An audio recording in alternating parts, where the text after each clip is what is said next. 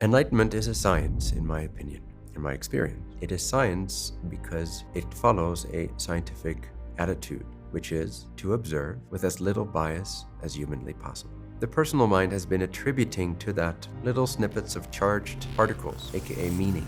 If your mind remains pure in its original condition, that life force would just evenly, equally, without bias, without wobbles, without distortion, flow over the surface, flow through the fabric of your mind, so to speak.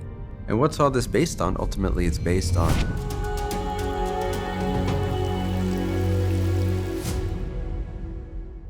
hello, my friends. Can you hear me?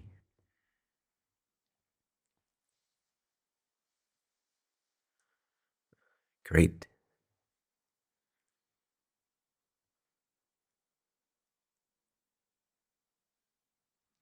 Well, welcome. Today's a beautiful day. When we look back in the history of things, as groups around the world are starting to transform the nature of education and giving rise to schools as they were always meant to be. But first, more importantly, the session titled Enlightenment Mechanics, Realizing the Equal Nature of All Experiences. So take a deep breath, settle in, center yourself, become present. Let the day and your environment slide off of you.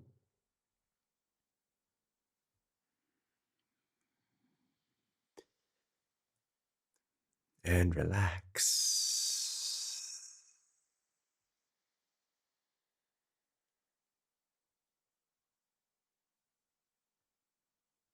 Take another deep breath.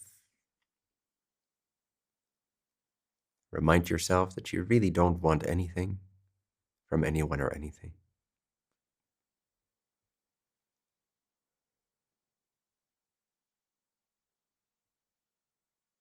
Take another deep breath.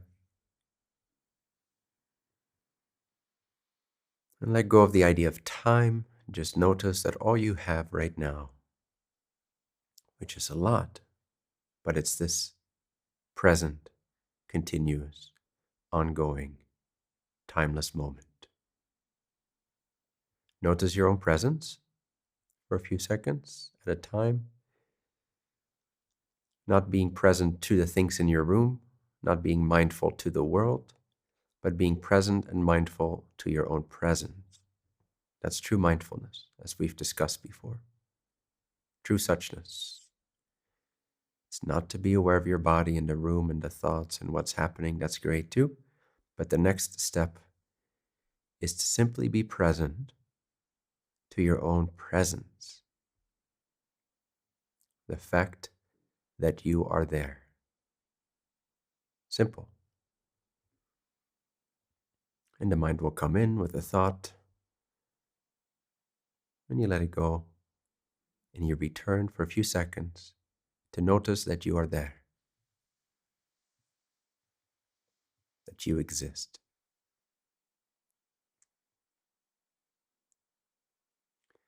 Another way of saying this is you take a moment to know the knower behind all the known variables in your life. Who knows all that? There must be this simple presence, this intelligent presence, which knows my voice, which knows all the events, all the things in your life.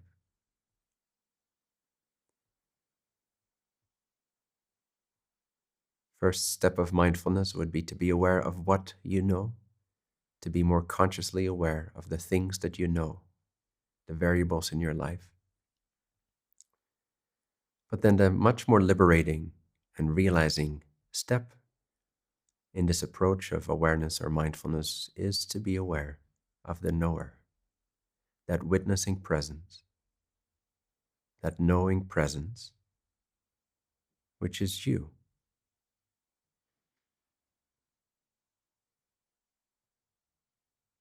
Inseparably part of the background of your very self, very substratum of your own presence. So remember, that is mindfulness. That is what it means to center yourself in yourself, to know the knower.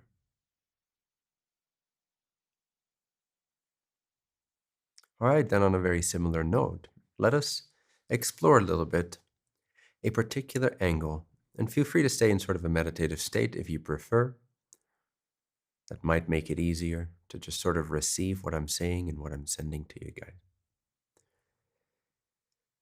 Enlightenment is a science, in my opinion, in my experience. It is science because it follows a scientific attitude, which is to observe with as little bias as humanly possible.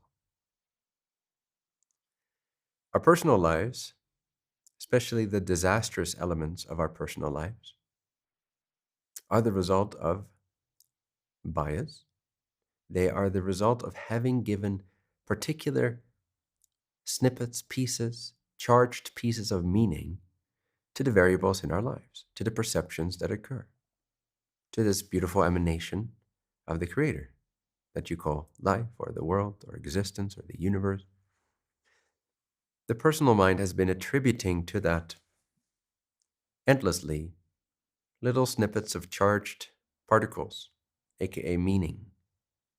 These meaning particles, these charged little particles of meaning that we attribute to what we perceive. What we perceive does not attribute this to itself.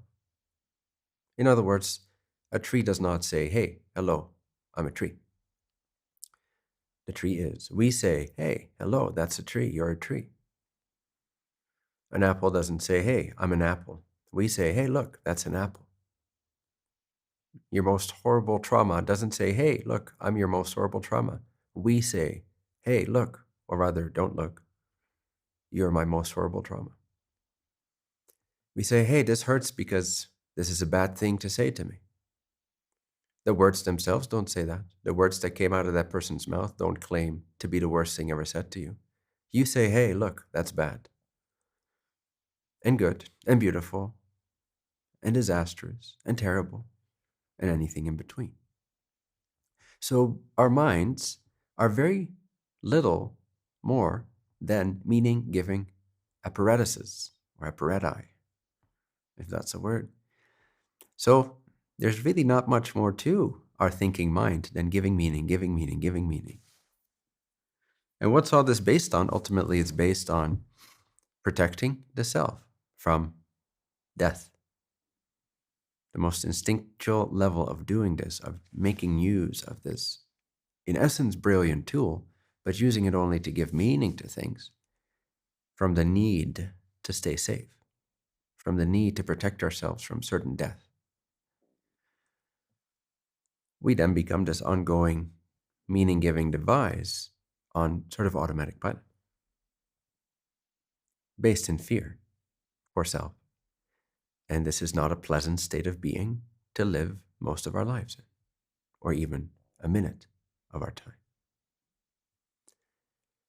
Now, enlightenment is the science of returning to the natural state. And this requires observation that is impersonal, not personal. And by that I mean it isn't personally biased by the meaning that you've learned to give to certain things. It doesn't mean it's not intimate, and this is a mistake people make. When they hear the word impersonal, some people love it, some of the Advaita non-duality junkies, they love the word impersonal because they don't want to have anything to do with this life anyway, which is also a bias. But some people don't like the word impersonal because to them it implies lack of openness or lack of intimacy or lack of warmth or lack of self-love or lack of validation, perhaps. But when I say impersonal, I simply mean that. I mean it's not personal. Doesn't mean it's not close, doesn't mean it's not intimate, doesn't mean it's not warm and welcoming and all-encompassing and true and real and valuable and reliable and trustworthy and all these good things. In fact, the only thing that is trustworthy and reliable and warm and welcoming and all-encompassing is the impersonal. Because everything personal about you, in other words, biased, meaning given and then believed in heavily over the years to be real and true, which distorts your life flow.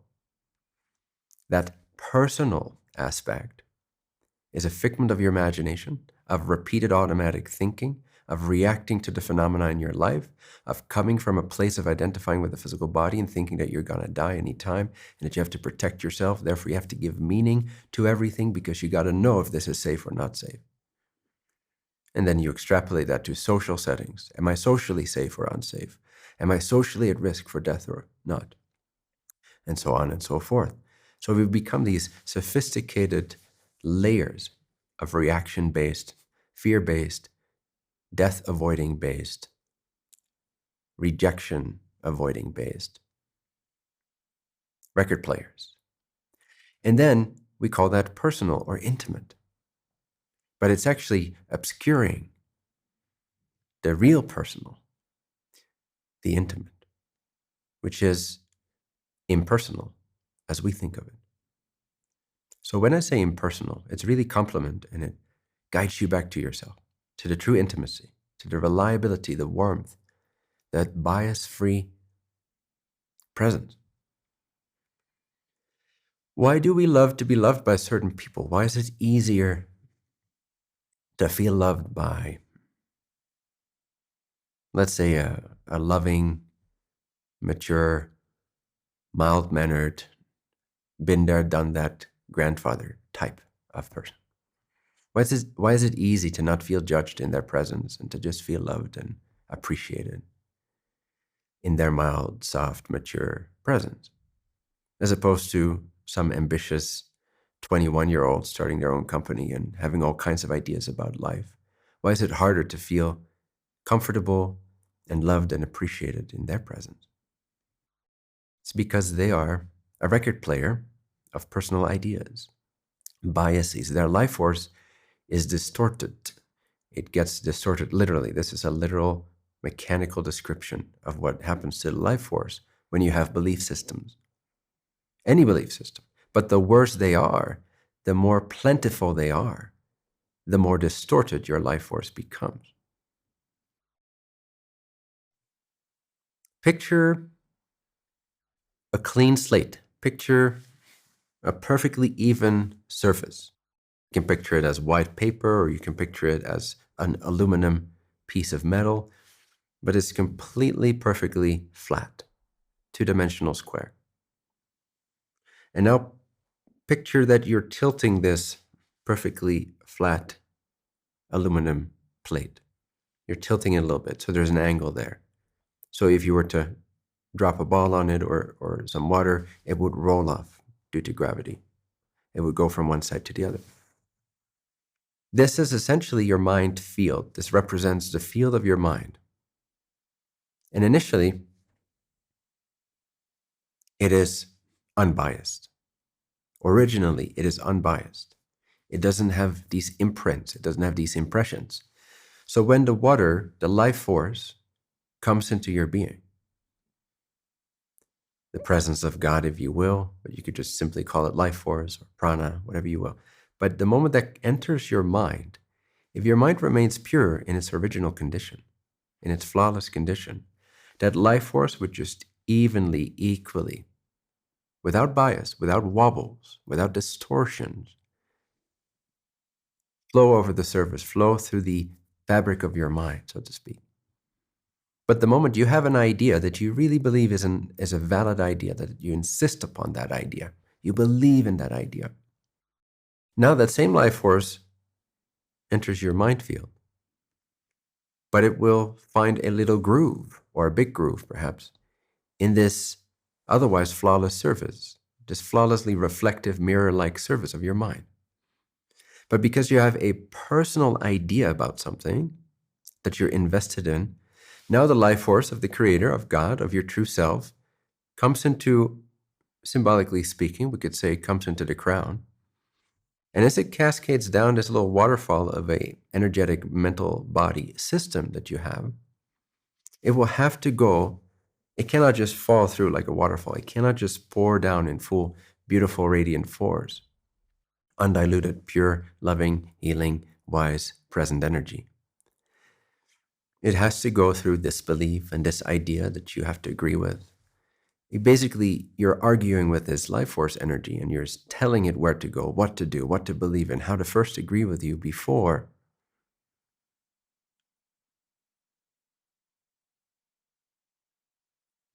you will let it through in your expression, before you will acknowledge it, before you will accept that energy.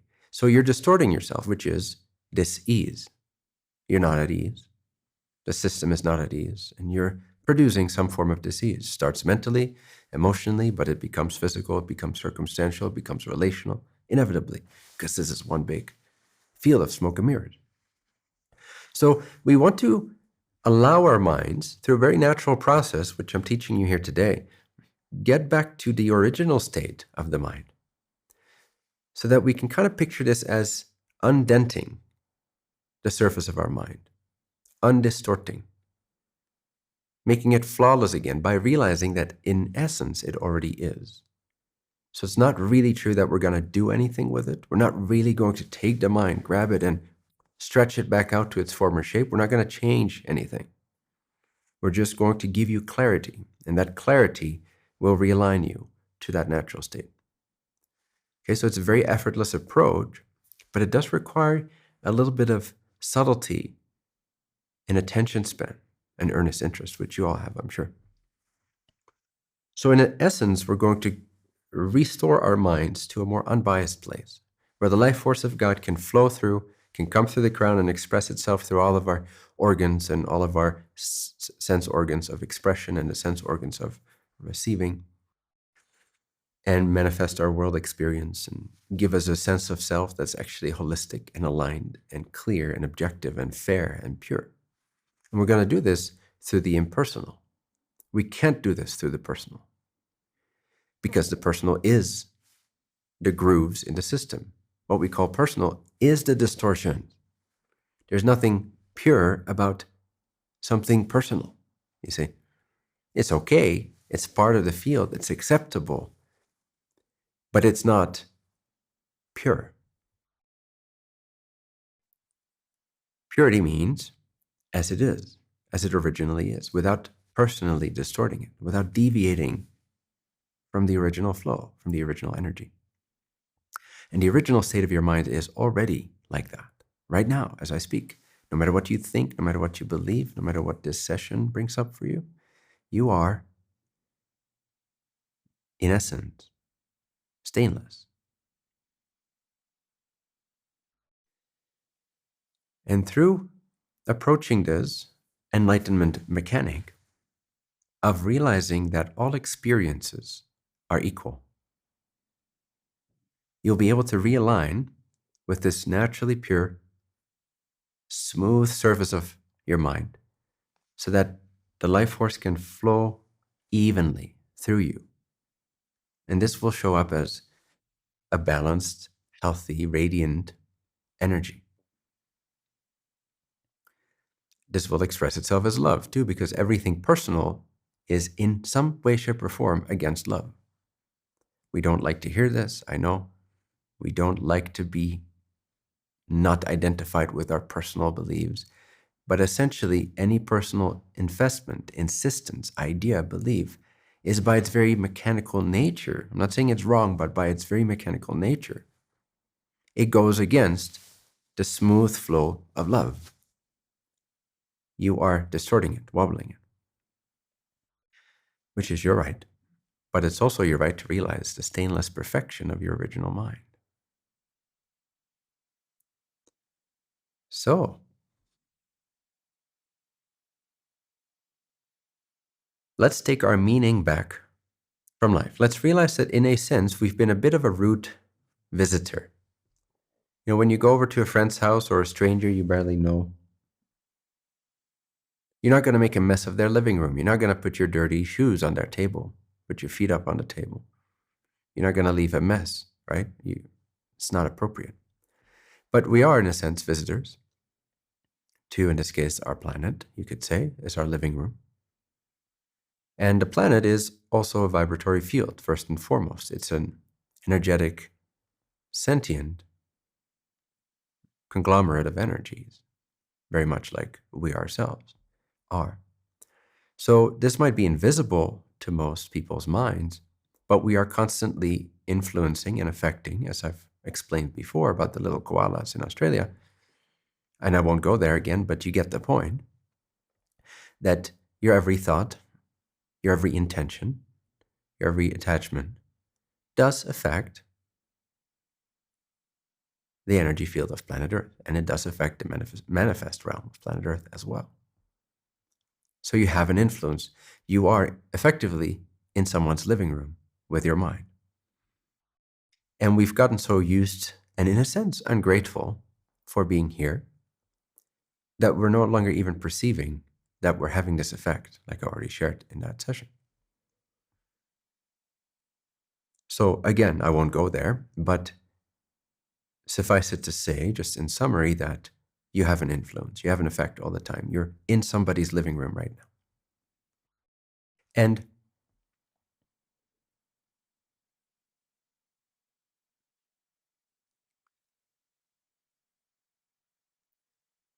the way that you're a bit of a troublemaker is by giving meaning to everything that you see and witness. Because this is distorting the life flow. Otherwise, what would radiate out of you is, per analogy, pure white light. And the white light contains the full spectrum of light. It's undistorted. It's not refracted. It's not segregated, separated. It is one unified, holistic, all-inclusive, harmonious light. Similarly, you would radiate that light, the quality of that analogy, and therefore you would be of great service to this planet because it's already a bit of a mess. Others have come before you and they have left their dirty shoes on the table and so on and so forth.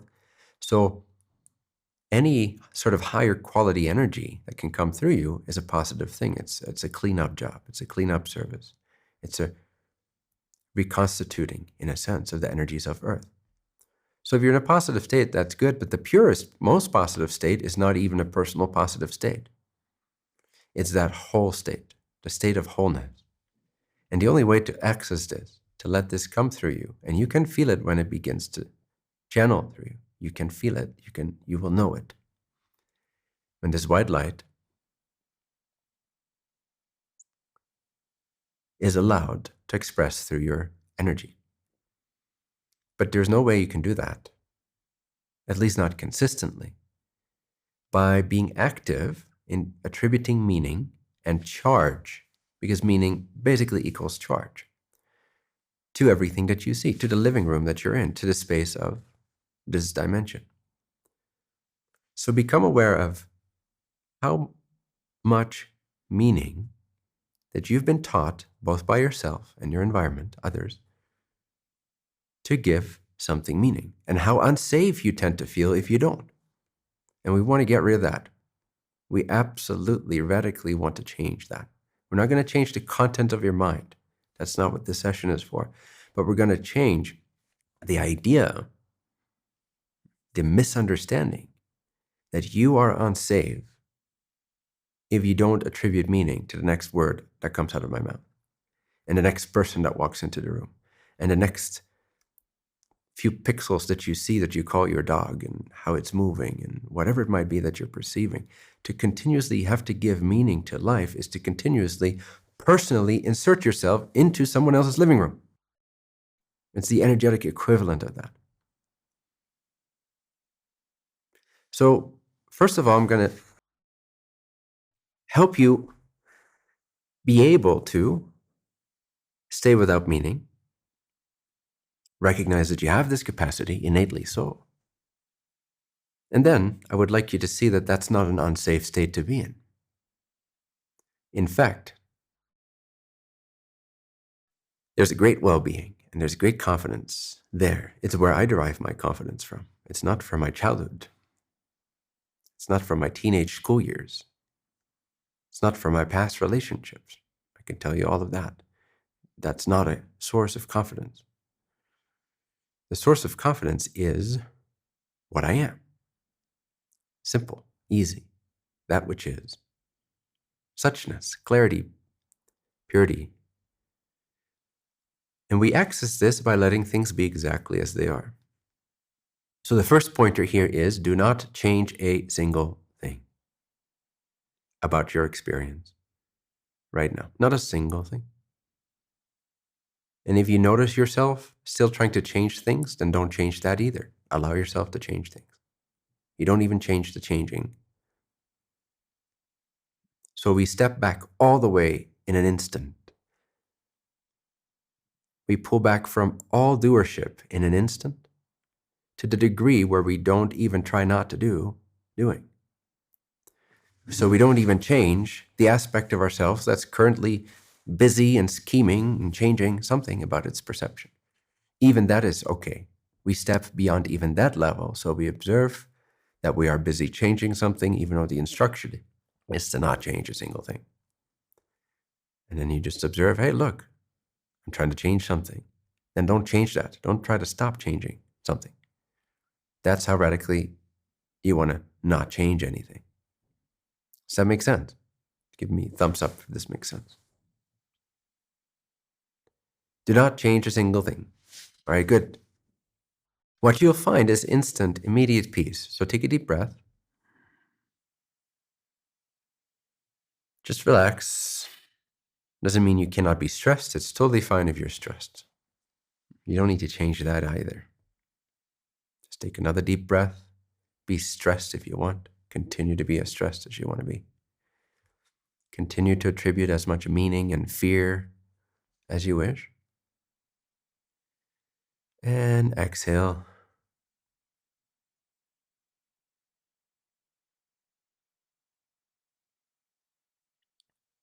And now we do the first step of mindfulness, which is become aware of what you do see. So we're not going to recognize awareness just yet itself. We're not going to settle into your true nature just yet, but we're starting with just observing what your field of consciousness right now is filled with. That can be anything. It can be the sensation of your body. It can be a thought or an imagination. It's probably to some degree your perception of the room that you're in right now and my voice. And don't try to focus on any particular thing too much. Just kind of zoom out and let the whole landscape of the present moment naturally occur to you. You were already in it anyway before it, but now you're just becoming aware of the landscape that was already happening. Maybe before this you were more focused on a particular thought, you had some tunnel vision, you're trying to see what I was saying, but now we soften our focus because awareness is kind of like a field in a way, and the personal mind is kind of like a focuser within that field, like a flashlight. If awareness is just a big blob of light, then the mind is kind of like a flashlight or a focal point. And when we're in that focal point, we're usually in somewhat of a tunnel vision mode. We don't feel as much at ease. We don't feel our well-being. We don't really are that aware of ourselves, typically. We're more focused on something. We're productive. We're performing. We're labeling. We're giving meaning to things. So the first step of this mindfulness in context to this session is notice a bit more of what's going on within your field. Connect more to your subconscious mind, which is not below your conscious mind. It's actually above your conscious mind. We call it sub and unconscious, but subconscious is above the conscious mind. It's much vaster. And the unconscious mind is even vaster than the conscious mind. So although we like to put ourselves on top of everything with our conscious little egos, and we call the subconscious below and the unconscious even deeper, actually we're the lowest of the bunch. So connect to your higher subconscious mind, which already notices the field and its content. Notice how there is a more expanded awareness that has a sense of the sounds outside, the sounds in your room, the colors of your room, the sound of my voice, the presence of your body, the space and distance between your body and the walls. And anything else you might notice, the feelings, some thoughts. It has an expanded, more zoomed out view of the whole thing, the whole landscape of your mind, the whole landscape of your experience. So before you were focused in automatic tunnel vision mode, and now you're just softening that focus. You're connecting to the presence of this field, and you're seeing more as the higher subconscious mind is mindful to all the data points that you normally don't notice, and they all coexist. And there's no goal here, just the only instruction is to become a little more aware of the field of your perception as if it's your painting, as if it's your mirage, your landscape, your video game. And notice more of the components simultaneously. Instead of tunnel vision, notice the sensation in your body as well as the room, as well as the sounds, and let them kind of blend into one unified field soup of colors and perceptions and shapes and sounds and vibrations. By doing this, you'll have much less bandwidth to create meaning to specific things. And you'll probably already feel by now that your body, as a reflection of your mind, is significantly more relaxed. And if not, then don't label that either. Let that be part of the landscape.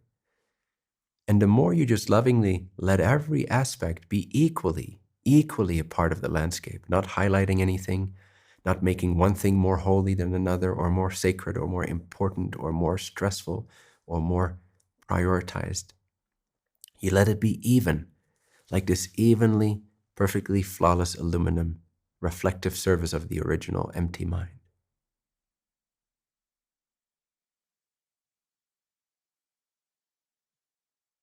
You see, the ease that you begin to feel, notice when you relax like this, is not personal. In fact, you will feel, in a sense, a little bit disassociated from what you normally believe is yourself, but in a positive sense. You have total control, you're completely present and grounded, you can respond to your name, you're not avoiding any emotion, so you're not disassociated as psychologists mean it. You're pleasantly disassociated from your personal record player that's ever on repeat, prioritizing this over that, believing this is more sacred than that, this is more enlightened than that, this is more spiritual than that, this is better than that, this is safer than that. And now you realize, when you let it all be equal, that the true nature of reality, the true divine sacred energy, if you will, is shining throughout all of it equally.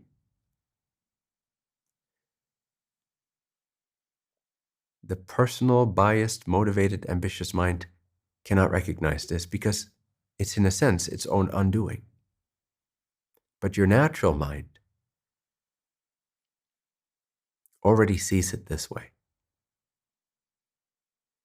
So all you need to do to connect to this enlightened state, the naturally enlightened state, where you realize the equality of all experiences, the equal spirituality within everything, the equal holiness within all of it, the equal divinity, the equal presence of all of it. And you just let it shine through all aspects of your perception, not just let it come through that one route, or that one incense stick, or that one piece of music you prefer. But what if your neighbor is shouting at you, making a loud noise? Should you then lock yourself up with your incense and your favorite piece of music? That's a way to go, but it's a very partial way to go. And you guys are much more powerful, so it annoys me when I see you do that, because you're selling yourself short. You are ready to let the enlightened field of the natural original mind state shine through your ordinary mind state. All it requires of you is a little bit of willingness to soften up, to loosen up the cement between those bricks of your personalized experiences, those charged particles of meaning that you are so used to attributing to what you perceive and getting into tunnel vision mode, isolation mode, separation mode, this is holy and that's not mode. Duality. Ironically, we tend to, as spiritual seekers, we do that. We focus in those ways. We make separations between what's good and wrong, between what's spiritual and what's not, because we're trying to get to this natural state that already hears my voice right now without any effort. So the irony is that the seeker is always seeking in a circle. And it always comes back to where it already was. And when it's ready to acknowledge that, as the Buddha said, or some being said, it will tilt its head up in the sky and laugh. You will laugh hard when you're ready to acknowledge it.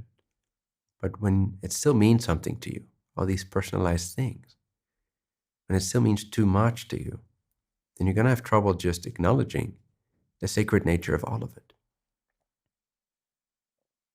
Buddha, Christ, God, they don't make a distinction between what's more made of them versus something else.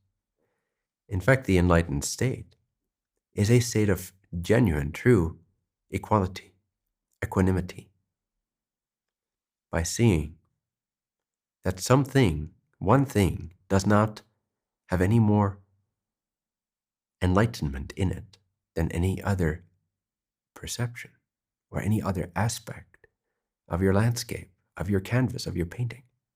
Massaro University is a vibrant online community dedicated to accelerating your awakening and activating your purpose for the benefit of all. Join live sessions with Bentinho and workshops led by experienced facilitators. Deepen your wisdom, empowerment, and self-knowledge, and experience life-changing shifts week after week. At Massaro University, finding like-hearted seekers is easy and inevitable. Lifelong friendships and a shared purpose fuel profound, personal, and collective growth. Create your free account today at massaro.university and step into a community that's designed to elevate every aspect of your life. So start to appreciate the whole painting as a whole radiating, vibing, resonant chamber of God's energy. All it requires is a little bit of willingness to let go of that personalizing tendency that we have, that distorting quality that we have become so addicted to and in love with, and we've put it on a pedestal, and we've identified ourselves with it, and we pride ourselves in it. Just let that go a little bit more every day. Melt into the evenness, the natural evenness of the original mind space, the original awareness, which right now hears my voice and it doesn't need your opinion. You can give it if you want, but what does that do to your energy? Practice with what I say. You can just hear what I say and notice the ease, the well-being, the evenness of awareness that is present, the evenness of your own presence. Or you can focus on what I'm saying, give it labels based on past experiences, and then form some kind of an opinion about it. But why in the world would you do that? You're getting into a distorted, focused state that is personalized, and you're missing out on all the intimacy of your natural state. You're literally obscuring what you are seeking. And this is the beautiful path of some of the more direct approaches within the Buddhist traditions and the Thai traditions. And it is the direct recognition through the letting be of all that is, by not changing anything, that we become friends again. We become familiar again with our original mind state.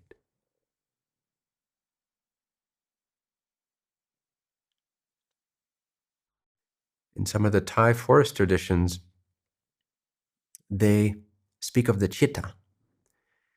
And the chitta is a little bit difficult to explain in our language, but it's essentially awareness.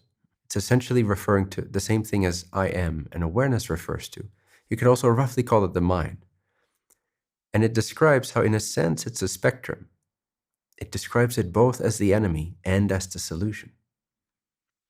But when this awareness becomes distorted by what they call the kalesas, I believe, if I pronounce that correctly, which are essentially thought forms or components that make this original pure surface of the mind swirl into forms and eddies and distortions then the chitta takes on that form. The mind space, the essence, the awareness, the consciousness becomes that distorted current. Then it's an issue, then it's a problem, then it's obscuring. But in essence, when you see that if you let those obscurations be, and you allow yourself to detach from these, to see that they're not you, these thoughts, these opinions, these ideas, you don't need them as much as you think you do. In fact, a true enlightened state doesn't need any opinion whatsoever or conclusion whatsoever at all, ever. Then the essence of the chitta unwinds out of those eddies and those distortions and those little knots. And as these untie themselves, what you're left with is the pure state of the chitta, which is essentially liberating. And it's similar to, or actually it's the same to, it's just different words and some different philosophies, but it's the same as when I say, rest in awareness. Settle into your present awareness without changing any of your thoughts, without formulating any new opinion or anticipation of anything. And even 2 to 5 seconds of truly settled into the evenness of awareness will reveal that the personal charge that you held just a second ago is unreal. It's optional. It's personally distorted. There's nothing intimate about it. It's obscuring all intimate with your true self. All intimacy with your true self is obscured the moment you think you know something. The moment you eat the apple of the tree of knowledge, you get kicked out of the Garden of Eden, which is this natural chitta, this natural awareness, this originally pure mind-based essence. So don't think you have knowledge, because it's not worth it. Not worth it to boast with what you know. Notice how you feel when you think you know something. And then notice how you feel when you allow yourself to listen to my voice and not try to change anything, just being aware of this present moment. What feels more whole? What feels healthier? What feels truer? You don't need to show off with knowledge, relative knowledge. The highest knowledge you can ever acquire is the very nature of your own mind, the very essence of your own awareness. So as always, I encourage you to give up your personal life a little bit more every week. In this case, every 2 weeks. But for you, every day, give up your personal life ideas a little bit more and notice the clarity, the liberation that begins to come in through the back door of your mind, so to speak. Instead of all this frontal stuff that you're so focused on, claiming and possessing and becoming and avoiding and rejecting and acquiring and hoarding. If you let that, what you call that personal, intimate, beautiful life that I want, what if you just let that go, that idea? Because it's nothing but an illusion. It's nothing but an idea. And what if you begin to recognize the evenness of your mind, the actual underlying evenness of your mind, which does not make a difference between this experience or that experience. It sees the equality throughout all perception. What could be more reliable like that? It's like you're laying back. It's like you're psychically in your mind with your whole energy body. It's like it's laying back on this perfect stainless bed of rock. It's just unshakable. It's like you're merging with the mountains. You're merging with the crust of planet Earth itself. There's nothing that can shake you. That's you. That's not what you will attain after enough meditation and then after enough this and that and bells and whistles and rituals. This is what you are now if you're willing to let go of your opinions. It's not too much to ask for, is it? 2 to 5 seconds? Give this gift to yourself, my friends. Stop elaborating on anything that occurs. Stop describing anything that you witness, and instead rest in the stainless, reliable, confidence-inspiring bedrock of evenness. The evenness of your original essence of mind. or consciousness.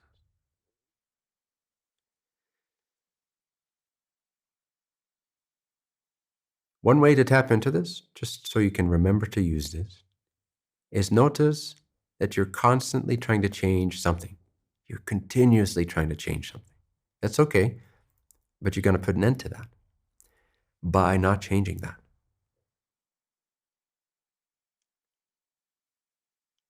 So you notice that you're changing everything all the time, and you're going to stop trying to change everything all the time, by not trying to change everything all the time.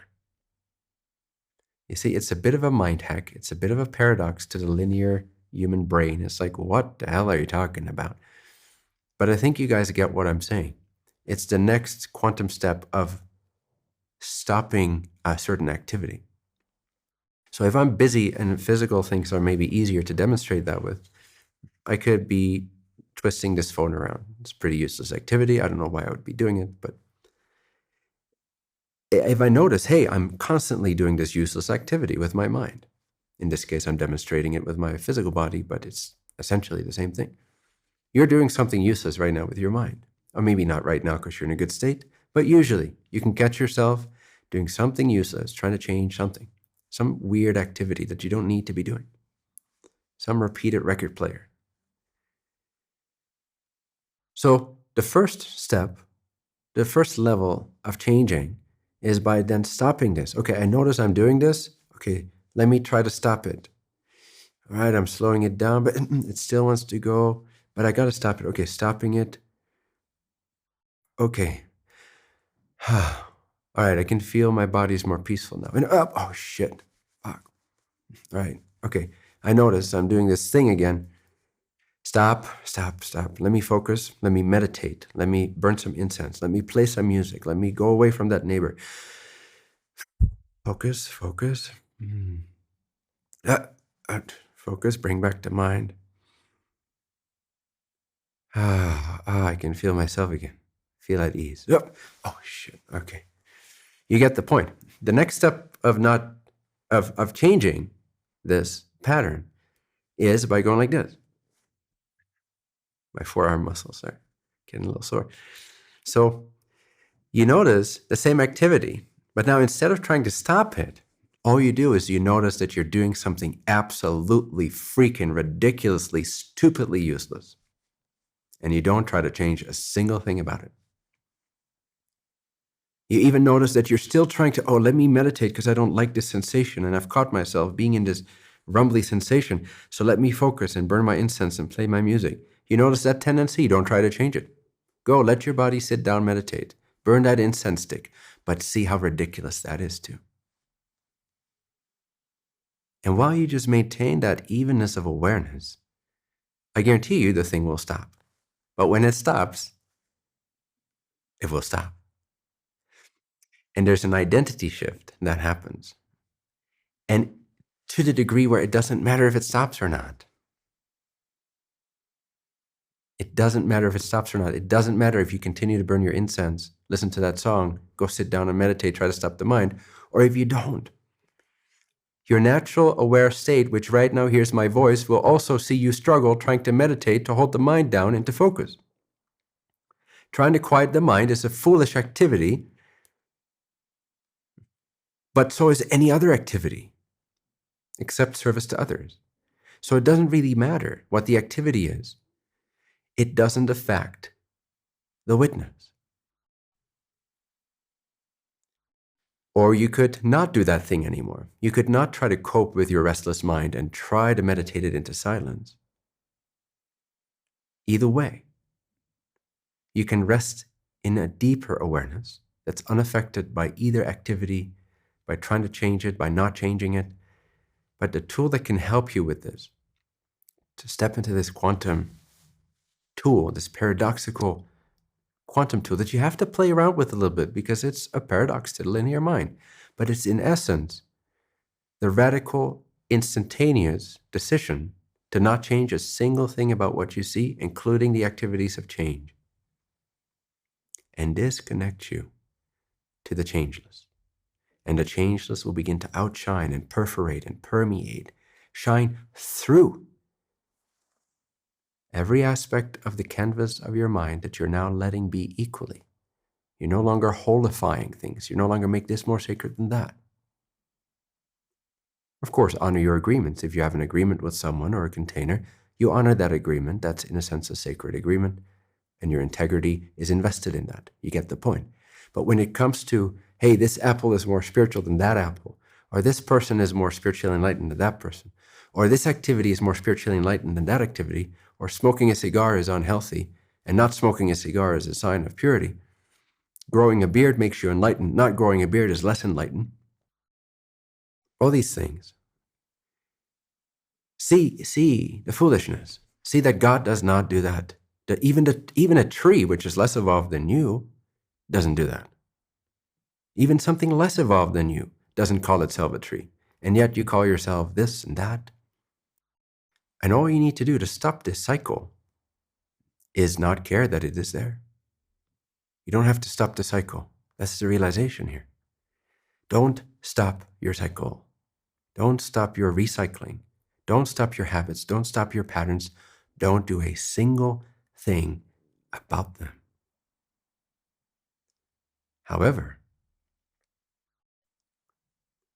remember yourself. By letting it all be equal and even, by not engaging any further in the energy of changing and altering and fixing, by letting go of that whole responsibility that you have to fix and change yourself all the time, you will most rapidly change yourself. But this will come through the energy, the reforming, the naturally reforming energy of that divine, holistic white light, because every 2 to 5 seconds, or every maybe minute, where you are actively not changing anything, including changing, you're just not engaging with it. You're just purely witnessing. For those moments, that white light can now suddenly flow across this even, slanted, reflective aluminum surface of the mind. You're in a moment of flawlessness because you're connecting to the original mind space. You're not engaging in its activity. You're not changing any of it, therefore you're out of it. The moment you try to fix or change even a little bit of it still, try to silence the mind, you're in it. Then yes, you got to silence the mind if you want to feel good because you're in it. But if you can step out of that whole game, then the mind can be wild. And you will not be affected, at least for the moment that you're actively not changing a single thing. And now the life force that always flows through you and always tries to reach you, God's already sending as much love and light as it ever possibly could. You're just not receiving it because you have an opinion. You have some interesting concept or meaningful idea.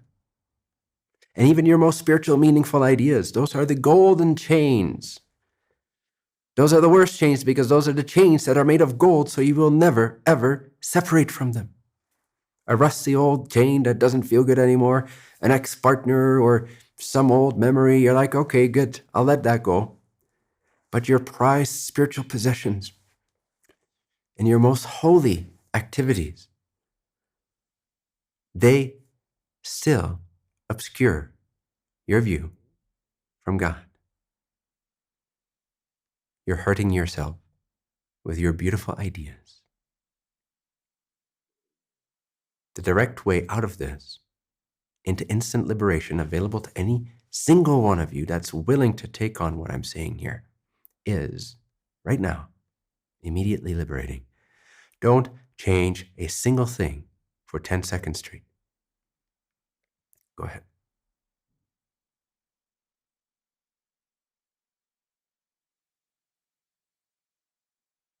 Which also means don't form an opinion about anything for these 10 seconds.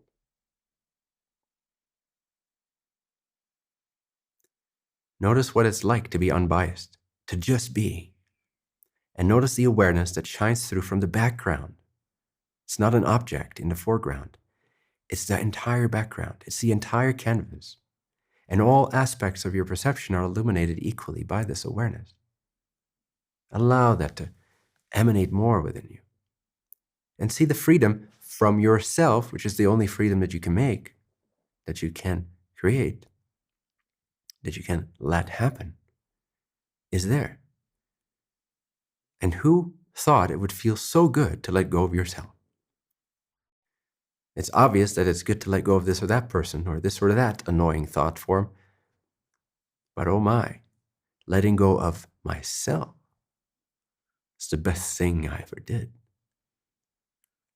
Because when you let go of yourself, guess who's there to catch you?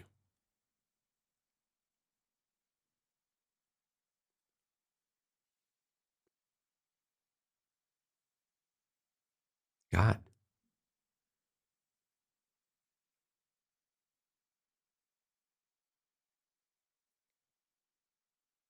So don't interfere with what you perceive. Practice that. You just observe it. If anything, you acknowledge that it's silly, that it doesn't make any sense. That's wisdom. But then you drop even that perception and you just settle your attention in the midst of that perception, unfazed by it, not trying to change it, not feeling responsible for it, just being settled at the very basis of that perception, whatever it might be. And it is like laying back onto this perfect, infinite, mountainous ground, completely stable, unshakable, reliable. And again, you will draw confidence from this, like no other type of confidence you've had before. You could do what I do now, even without the training that I've had. You could speak in front of an audience of a few hundred people and just make stuff up as you go. Meaning, just channel the flow as it comes to you. And there would be no fear, there would be no anxiety. If you indeed laid down at the foot, at the heart of every perception, exactly as it occurs, without trying to change a single thing. It's like skipping the line to go to the end, going to the final lesson of creation right away.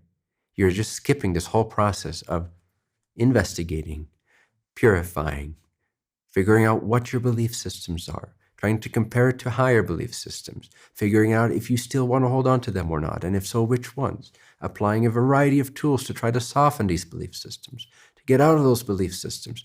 And then what are you left with? Just another updated version of the same old foolish mind. It's not that great even. And your moment of victory, how long does it last? How long was that liberating feeling after that workshop that you attended?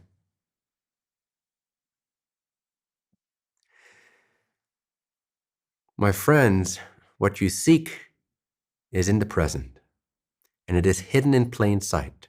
And if but for a moment you were to stop opinionating, you would recognize, you would step into, you would blend with, you would merge with the space of the whole thing itself. And by being spacious like that, and undistorted, letting that life force come through you, you will be illuminated from within by God, not by your own effort. The only effort this requires from you is the willingness to surrender your golden attachment to self. And even that you don't have to do. But you got to do it enough to where you want to do this exercise. But if you are willing enough to do the exercise, you need no more willingness. Even if you're insistent or resistant, or you're like, I'm not sure, I don't want to let go of myself. That sounds like a big story, and it is. That true is not true. So forget what I said. You don't even need that. All you need is to not change anything. Become really, really, really good at not changing anything about your perception, letting it be exactly as it is. And in that, you will recognize the essence that all traditions speak of: Christ consciousness, Buddha mind, Rigpa, the natural state, pure awareness, Brahman, so on and so forth. It will dawn upon you naturally because you're so connected to it. You're not separate from it. You cannot do enlightenment in this way.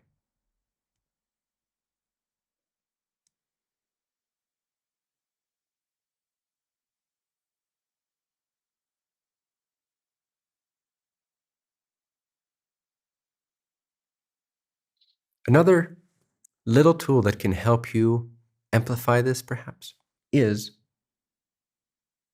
to see everything as a thought. Because it's more difficult for us to settle into the unchanging state of giddy, joyful, naturally illuminated presence the moment that we think that something is real. The moment we think it is real, we can't detach from it. We can't look at it objectively anymore. We can't relax with it. We can't accept it. We have to either acquire it, or we have to avoid it, or reject it, or we have to fix it. So anything in your life that you assume is solid and real and really, really out there, as if it exists outside of your perception. First of all, it's a mistake in perception, because that's not what's actually going on. All things are happening inside of your soul, inside of your awareness. Your body exists inside of your soul awareness. Your soul doesn't exist inside of your body. Your awareness doesn't exist inside of your body. Your soul awareness is the sphere-like container. It's the space which right now witnesses your physical body. You are that soul consciousness observing your mind and your body. You're looking from the outside in already, you see. And the moment that you reverse that, which most people have, where you think things are outside of yourself and they're real, now it becomes difficult to really rest with them, to really just settle into instant purity, instant freedom, instant not changing anything about it. Just letting it liberate itself through your change in perception. That's all. You're not doing anything. You're just allowing it to be changed in your perception, and voila, the whole thing feels different. The problem is gone. The light is there. The energy flows. You feel happy. You feel good. You feel wise. Not just happy-go-lucky like hippie. No, present, grounded, skillful, wise, perfect timing. Knowing exactly what to do, how to do, when to do it, even though you feel like you're not doing a single thing. You're just enjoying the life stream of God itself by not changing anything. The moment you try to change it, again, remember, the moment you try to enter your perception, enter your world, enter this canvas, enter your painting, and try to change something about it, you're a goner. You're outside of God. God's like, okay, bye, see you again in a million years when you remember. You are exiting your soul every time you do that. You are exiting your enlightened state every time you do that. You do that. You are enlightened by nature.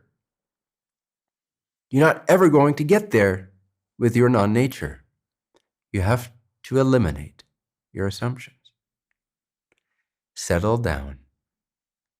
Allow God to enlighten you. Don't try it yourself. It's a painful, long-ass journey. Don't do it. Okay, so I was saying something. Yes, so another tool that can kind of help you with this, so just settle into this natural, liberated state. And why wouldn't you want to be in a natural, liberated state? It's right here. It doesn't have a beard, it doesn't have ropes, it doesn't have a lineage, but it's speaking the truth. It's trying to remind you right here, right now. It's talking to itself. Take it or leave it. If you see everything as a thought, it's easier.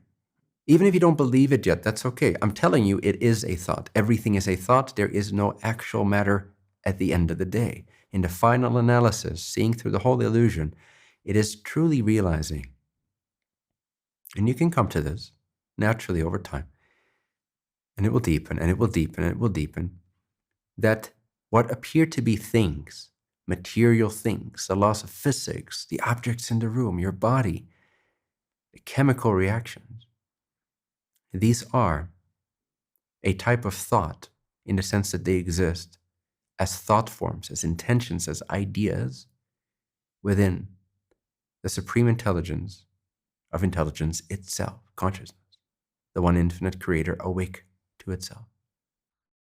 You don't have to believe this. I know it doesn't feel like that when you bump your toe into a rock. It feels like, fuck, this rock is real. And that hurts, and I don't like it. And I got to be more careful about this physical rock next time. I got to devise a plan. about this rock. I'm going to have to move this rock soon.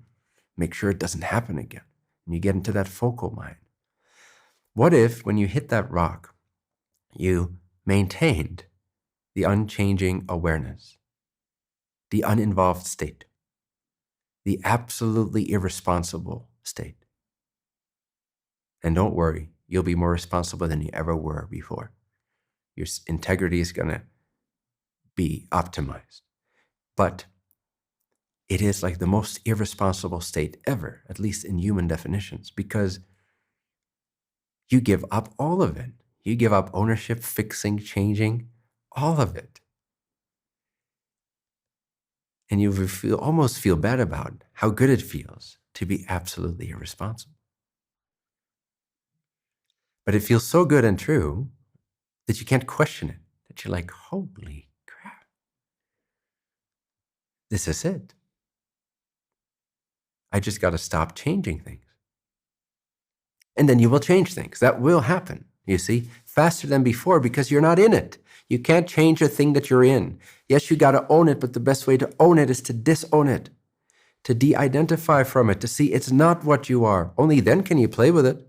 Only then can you let it go and flow and transform. Just like a relationship. Only if you allow for that freedom can there be love. But if you're attached to it, you're in it. How can you love something that you're in, that you're dependent on, that you're tied to? That if they do this, oh my God, they're doing it to you too. And if they do that, oh my God, they're doing it to you too. In the freedom there can be love. You cannot love something you're attached to or identified with, ever. It's just natural metaphysics. It's a law. Similarly, you cannot change or take true ownership and integrity about the components of your life by trying to fix them and believing that you're tied to them. Your well-being needs to be taken away from that whole thing. Like air out of a balloon. Pop, back into whole space. It was in here. The air in the balloon was here, compressed, tight, dense, little bubble. You pop the balloon. That sense of responsibility disappeared, and now you had the whole overview. And from that well-being, you had no problem caressing the cactus. But as the balloon, oh my God, how am I going to own this part of my life? How am I going to change that? So you become the whole by simply resting in a natural state without opinion, without anticipation, and by seeing everything as a thought, even if you don't believe in it yet. That means take the thing that you have trouble with, like something that you haven't forgiven yet or gotten past or that you're struggling with or you're preparing for it, some important presentation next week that will determine a lot of things in your life, or so you believe. Something with a lot of charge or tension that you know you've identified that, you've defined that as a real thing, that real rock that's over there that you as a real body need to be really aware of, careful for, plan for, avoid, reject, or acquire at all costs. Might not be that extreme, but take something in your life, some component, some idea, some relationship, some opportunity that resembles that state of charge, that state of, okay, this is real. Sure, when I'm reading my book, I can stop for a minute and not want anything from anything and not fix even a single thought, and therefore awaken to the natural state of pure awareness, naturally. I can do that, but I have this presentation coming up, and I'm getting nervous for it, and it's important for me, and it's going to feed me and my family, and it's a real thing. Try, in that situation, to redefine that, reframe that for yourself, and simply call the whole thing, this is nothing but another thought appearing on the screen of my awareness. You don't have to believe it. Don't try to believe it. If you don't believe it, that's fine, but still define it in that way. Pretend for a moment, as an imaginal exercise, that this serious event in your life is nothing but another thought appearing in your awareness. Because if you can rest with a thought of this nature, that means you can rest with a thought. You can settle down at the root of the thought and not care about it. Just let that natural presence shine forth. If you've demonstrated to yourself that you can do that with thought A, then there is no reason you can't do it with thought B. But it's more difficult to do it with reality B. Okay, so don't project reality B. Say, this reality B is actually nothing but, it's just like thought A. So let's call it thought B. And hey, look, there's thought C, trying to worry about whether it believes this exercise or not. Don't engage. Just witness. Settle down in the present. Don't change anything about anything, including the activity of changing, the habit of changing. And that wheel will unwind, but it doesn't have to. That's the beauty of this. It's instant liberation. When you get this paradox, when you get this little shift, and it's like a little flip in your mind. When you find this flip, or this switch, and you flip it, when you find this flip, when you find this switch and you flip it, you will notice an immediate, non-story, non-dual field of perfection.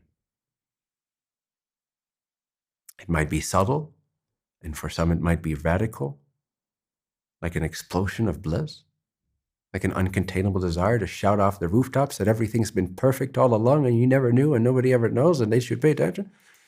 Or it can just be a subtle sense of ease, like a soothing background stream starts to trickle into your spine. And it's like, wait a second, this feels nice. You mean I'm not responsible for that thought form? Absolutely you're not. But what about? I dare you to just rest with all these thoughts and to not turn them into new meaningful projects. Don't turn anything you see into a meaningful project. And you're going to find the deepest meaning you've ever found in not attributing any meaning to anything, which you've only done out of personalized fear because you thought you were air caught up in a balloon and you feared the cactus that was approaching. So you tried with all your might to steer the air inside of this balloon in such a direction that it would play with the wind of the external forces so that ultimately when your time comes, it avoids this cactus. Be your own cactus. Pop the balloon. Now. Become part of the air, and as the wind, just blow right through the cactus. It doesn't matter. You will find the deepest sense of well-being, which I would say is meaningful, that you've ever found in the absolute utter absence of meaning giving. If you can do that for 2 to 5 seconds, then you can do it for 20 to 50. When you can do it for 20 to 50, you don't need to do it for longer because you are awake. That's how simple, how direct it is. This realization will deepen in you. So it can be a soothing sense of ease and trust and confidence, almost like you're laying down on this mountainous terrain that's just super stable, and you can feel that stability of the earth in your back. It can be a simple relaxation, or it can be a radical explosion of bliss, where you want to shout it off the rooftops and let everyone know that this is the thing that everyone's been looking for. And it's right here, staring you in the eyes, plain sight. It's your own undiluted awareness. All right. This is the topic for today. I hope you are enlightened. Oh yeah, one more analogy I wanted to address. When the ocean, if you look at the ocean, or any body of water really, and it's choppy, the ordinary human state will define what it sees, right? So when you define, hey, this is a choppy ocean water, at least on the surface, let's stick to the surface, and you see the choppiness of it, and you're defining it in that way. Now, because of your definition, because you got lost in that meaning giving, that charged particle, you actually believe the water is disturbed. But if you look closer, if you become present to the actual water molecules, which is what water is not the shape it takes on the surface. That's not water. Water, whether it's in the very peak, if it's the very last final water molecule in the very top of a choppy little wave, or whether it's a water molecule at the bottom of the ocean, the water molecule remains and is purely and only a water molecule. It does not register that it's on a choppy wave or that it's in a deep, quiet ocean current. water molecule from its own perspective, its intrinsic state, remains water molecule no matter what you do with it. What you see with your mind is choppy water. There's no such thing as choppy water. You cannot disturb a water molecule. Try as hard as you will, maybe through some chemical process, but you get my point. Smack the water as hard as you can. You think you're going to smack the water molecule? You're going to disturb the water molecule? It's no less disturbed or no more disturbed than the water molecule at the ocean of the bottom of the bottom of the ocean floor. You think it's disturbed. Same with your well-being right now, with your own mind, the true chitta, the true nature of yourself. You define it by giving it meaning in a certain way, in shape and form. You are essentially saying, hey, the water molecule of my beingness is in a disturbed state. That's not good. I should fix it. But if you look into the thing as it actually is, in this case, awareness, your own existence, you'll be able to feel, to be your own natural enlightened state of being from the inside out as it actually is, without the outside in definition superimposed on it by the mind. Hence, the impersonal will feel so much more intimate and connected than the personal. The personal distorts the picture, makes it look like water is disturbed, when water, if you zoom in, can never be disturbed. It doesn't even register whether it's in this shape or that shape, surface or bottom. You call it disturbed, and so it appears disturbed.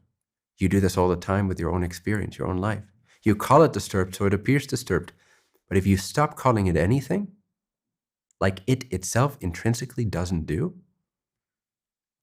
you will realize it from the inside out, and it will be self-illuminated, and there will be an instant liberation there.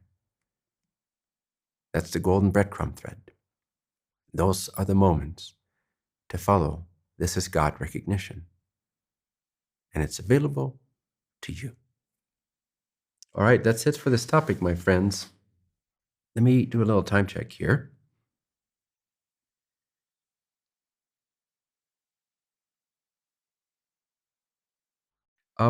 Good question. Azim Pradhan. Does having a desire to manifest something distort our life force? Is this something undesirable? Those are two questions. Yes, it distorts your life force. Is this something undesirable? That depends if you desire it or not. Distortion isn't always negative, except if you compare it to the absolutely enlightened state, then you could see, okay, well, comparatively, it's not ideal. However, when it comes to the intention of creating, distortion needs to happen. Source agrees to being distorted. God agrees to distortion. So the nature of everything that is perceivable is distortion. It's all a distortion of the one infinite source. It is the one infinite source distorted. Just like when you look at something and the light gets refracted or distorted, it looks like something else entirely, but it is still that same light. Same with everything you see in your life. That's why if you don't call it disturbed water or meaningful, spiritual, holy event, or disastrous, terrible loss, then you can maintain a view that's aware of the way it actually is, what it actually is, which is God in motion, God in action. That keeps you connected to a really deep state of awakening and well-being and wisdom and radiance and power. But I will, probably in the next Bentinho live session, if not the next one, then the one after that, I will go more in depth on, I'll do a whole session on the nature of manifestation, but from this holistic angle, from a place that's really connected to source. So it's not just going to be tools to help you manifest your red Ferrari, okay? If you want to apply it that way, you absolutely can. And there's nothing wrong with that. It's up to your free will. If that inspires you, really inspires you, then there is something to that. But I will plug it into a more holistic vision, at least in my opinion. And I'll help you understand the mechanics of manifestation, the mechanics of this illusion, of this expression, so you can align and realign that however you see fit. And I might give some tools and exercises, but it's mostly about giving you the understanding, giving you a picture of how it works. So you can use that picture as a permission slip to apply your own intentions to the best of your ability. But this understanding, this picture of how it works, will be like the vehicle through which your intention can accelerate. And this will also then give more answer to the next question that's been upvoted now by Marcus.